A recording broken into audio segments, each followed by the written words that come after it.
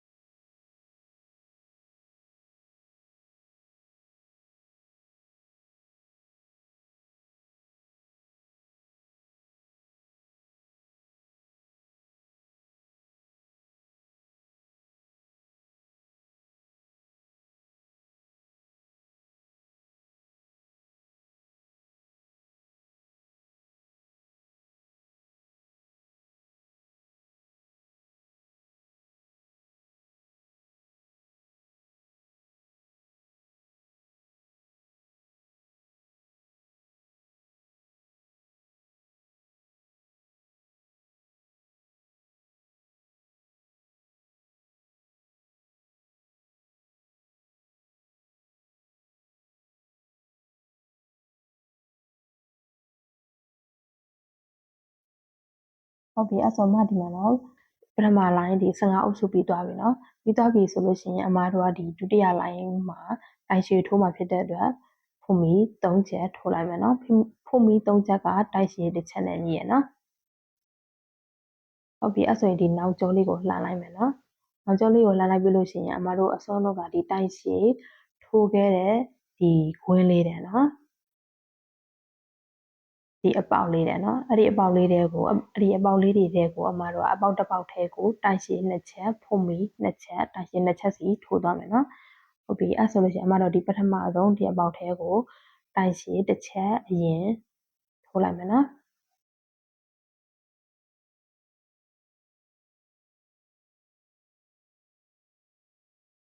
ဒါဆိုရင်ဖုံးမီ3ချက်ထိုးထားတဲ့ပေါင်းလို့ရှိရင်ဒါဆိုရင်တိုင်ရှည်2ချက်ရသွားပြီနော်အဲ့ဆိုရင်နောက်ထပ်ဖုံးမီ2ချက်ထပ်ထိုးမယ်1 2တိုင်ရှည်2ချက်ထိုးမယ်1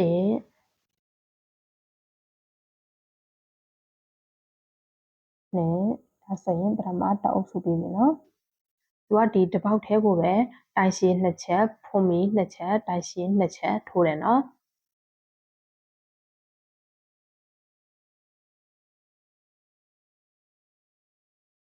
ဟုတ်ပြီအဲ့ဆိုလို့ရှိရင်ဒီဒုတိယတစ်ပေါက်မှာလည်းရှေ့ကပုံစံအတိုင်းပဲဖွင့်တိုင်ရှည်2ချက်ဖွင့်မီ2ချက်တိုင်ရှည်2ချက်ဆက်ပြီးတော့ထိုးသွားမယ်နော်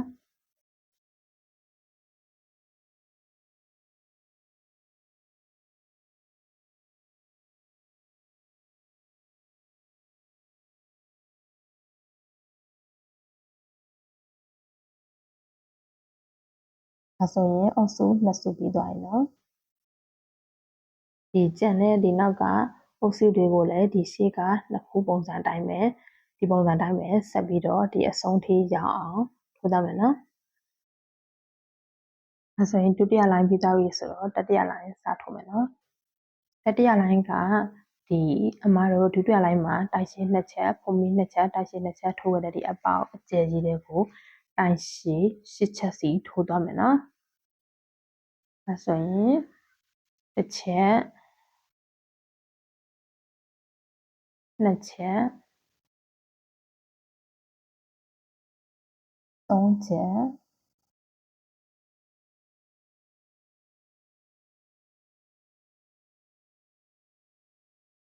4ချက်5ချက်6ချက်2ချက်8ချက်ဟုတ်ပြီအဲ့တော့မှတော့ဒီအပေါက်အကျယ်ကြီးတွေကိုတိုင်ရှည်8ချက်ထိုးပြီးသားလို့ရှိရင်သူ့ရဲ့ဘေးကကက်ရက်ဒီအောက်ကဒီအပေါက်အသေးလေးတွေကိုအမတို့ကဆက်ကော်လေးနဲ့ဆက်မယ်နော်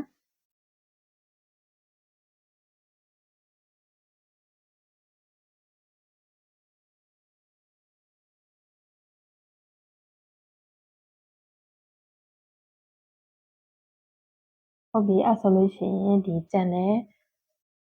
အပေါက်လေးတွေကိုလည်းတိုင်ရှည်8ချက်ထိုးပြီးသားလို့ရှိရင်တခါဘေးကအပေါက်သေးလေးတွေကိုဆက်ကော်လေးနဲ့ဆက်သွားမယ်နော်ဒါဆိုရင်နောက်ဆုံးတစ်ပေါက်ကျန်တဲ့အထိထိုးသွားမယ်နော်နောက်ဆုံးတစ်ပေါက်ရဲ့ရှေ့ကအပေါက်ထိထိုးသွားမယ်နော်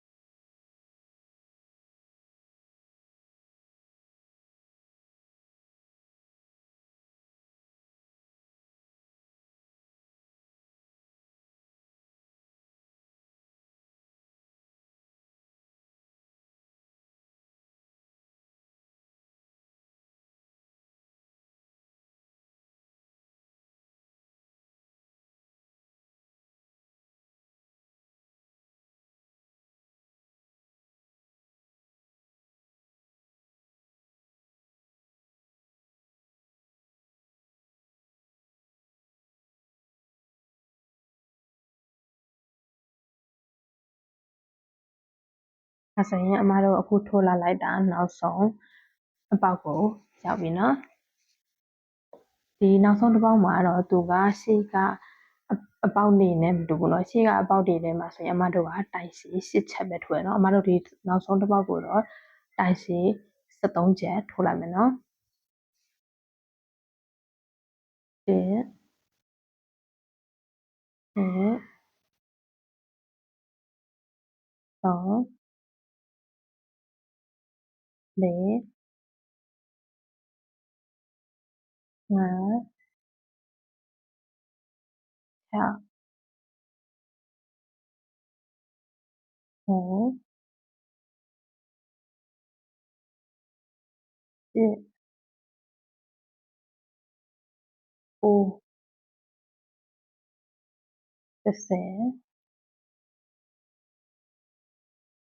9 10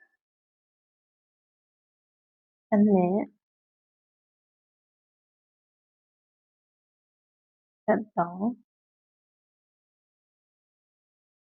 အဲဆိုရင်နောက်ဆုံးတစ်ပေါက်မှာ13ချက်ထိုးပြီးသွားရင်เนาะ ဒီအကပေါက်အသေးလေးထဲမှာရက်ကော်လေးနဲ့ဆက်လိုက်မယ်ဒါဆိုရင်အမတို့ပြီးသွားပြီနော်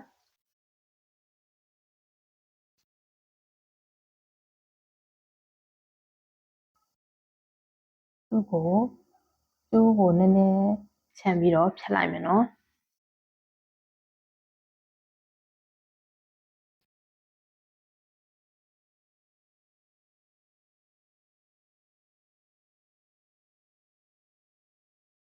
ဒါဆိုရင်ဒီနေ့ဒီပိုင်းလေးကိုစပြီးတော့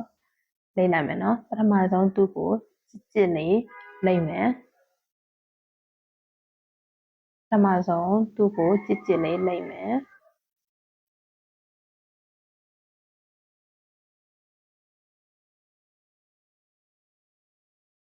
ဒီနောက်ကကျန်တဲ့အပိုင်းလေးကိုတော့ပေါ့လေးပဲလိမ့်လိုက်ရပြီနော်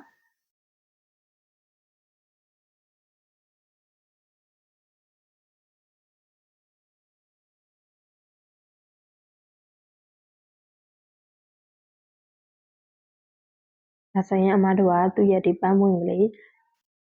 ပုံစံကြည့်မသွားအောင်လို့ဒီချုပ်အပ်ကလေးကိုသုံးပြီးတော့သူ့ကိုချုပ်လိုက်မယ်နော်အကယ်၍ဒီလိုမျိုးချုပ်အပ်လေးနဲ့မချုပ်ချင်ဘူးဆိုလို့ရှိရင်လည်းကော်လေးနဲ့ကတ်လို့ရတယ်နော်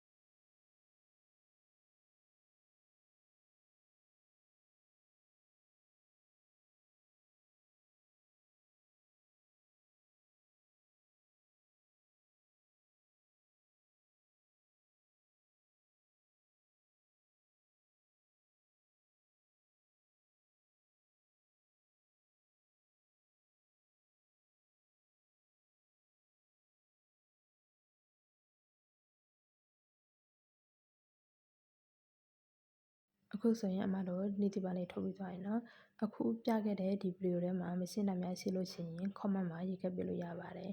ဒါဆိုရင်အားလုံးကိုကျေးဇူးတင်ပါတယ်နောက်တစ်ပတ်မှာပြန်တွေ့ကြမယ်နော်တတ်တာပါ